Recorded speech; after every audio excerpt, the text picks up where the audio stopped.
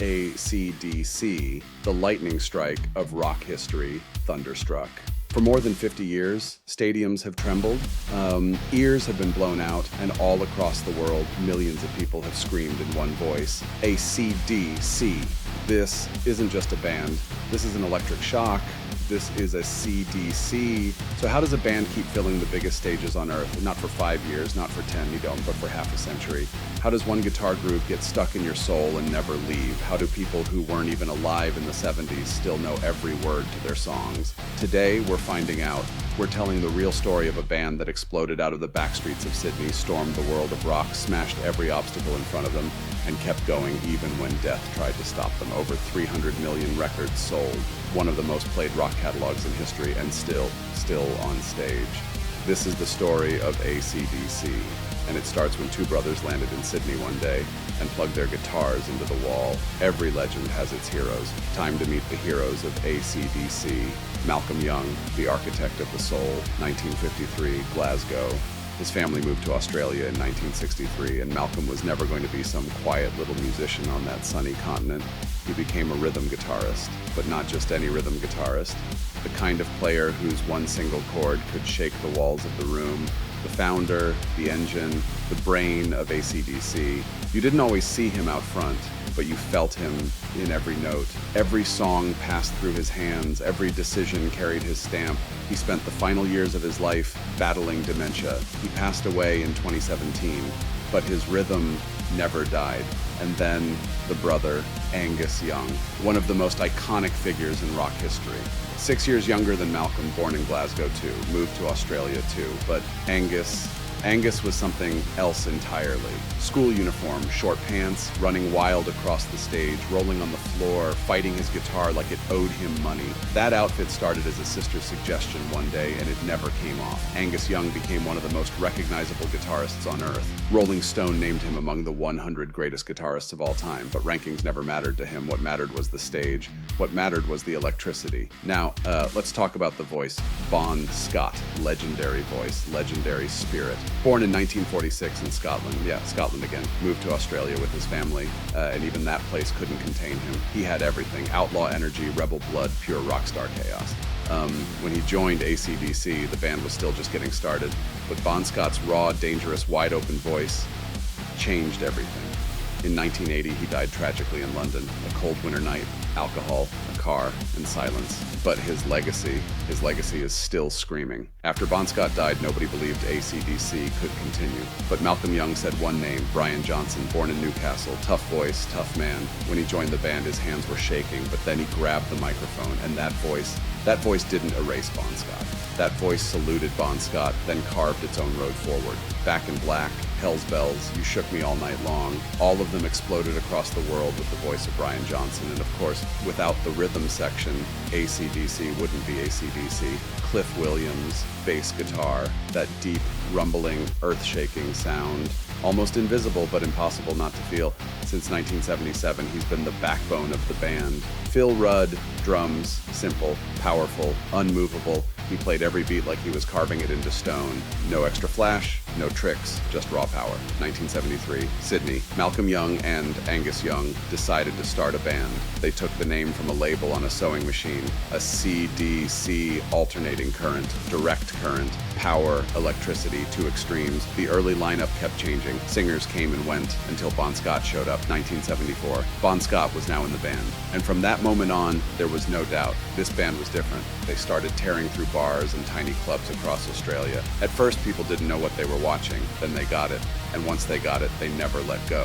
1975, High Voltage, released in Australia, a local hit. But the Young brothers wanted the world. 1976, Dirty Deeds, done dirt cheap. Tours in England, tours across Europe, small venues, thin crowds, but after every show, the whispers got louder. You have to see these Australian guys. And then 1979, Highway to Hell. This was the moment they launched onto the world stage. This was the album that defined ACDC. When that opening riff of the title track first hit, Radios never stopped spinning. The world kept turning, but now it turned a little louder, a little meaner, and Bon Scott, right then, standing on the edge of the summit, vanished. February 1980, London. Bon Scott was 33 years old, intoxicated, passed out in a friend's car, found the next morning, too late. The band collapsed, fans cried, the rock world held its breath, and everybody expected one thing: ACDC is over. But Malcolm Young picked up the phone. There was one name he wanted: Brian Johnson. Back in Black, 1980. This became the biggest selling rock album in music history. Over 200 million copies sold. Still on the charts, still on the radio, still shaking stadiums. One of those rare moments when a band turned grief into a world record. 1981, For Those About to Rock, We Salute You. An album that opened with Cannon Fire, world tour, stadiums, millions. 1983, Phil Rudd left, the band kept rolling. 1990, The Razor's Edge, Thunderstruck, Money Talks, Thunder. That song became essential fuel for sports arenas, fight nights, massive stages, and adrenaline everywhere. No Thunderstruck, no stadium vibe. No Thunderstruck, no grand entrance. 2003, Rock and Roll Hall of Fame. Official confirmation: ACDC was now forever carved into rock history.